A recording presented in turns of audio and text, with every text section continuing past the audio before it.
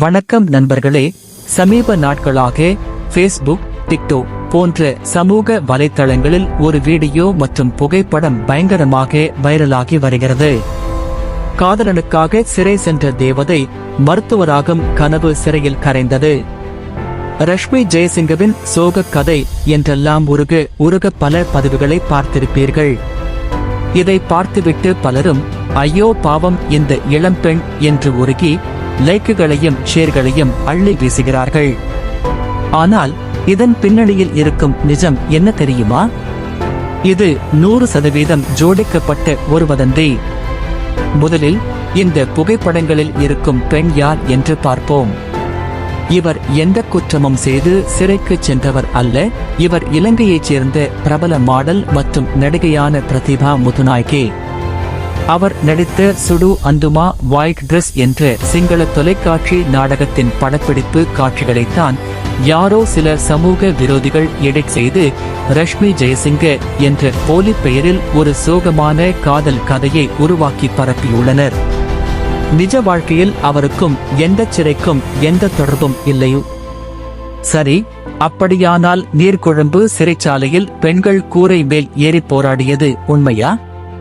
ஆம், அது உண்மைதான்.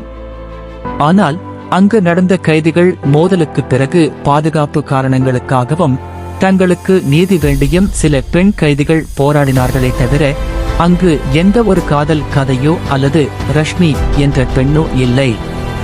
மேலும் தற்போது பாதுகாப்பு கருதி அங்கிருந்த அனைத்து பெண் கைதிகளும் வேறு சிறைச்சாலைகளுக்கு மாற்றப்பட்டு விட்டார்கள். இங்கே நாம் சிந்திக்க வேண்டிய ஒரு முக்கியமான விஷயம் இருக்கிறது.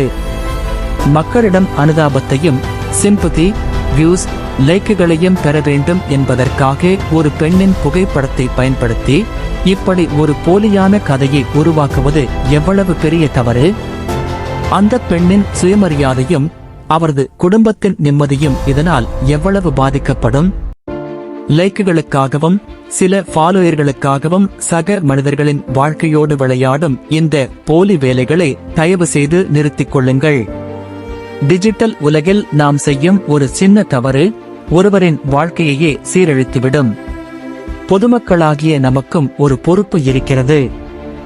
சமூக வலைத்தளங்களில் உணர்ச்சிகரமாக வரும் எல்லா செய்திகளையும் அப்படியே நம்பிவிடாதீர்கள்.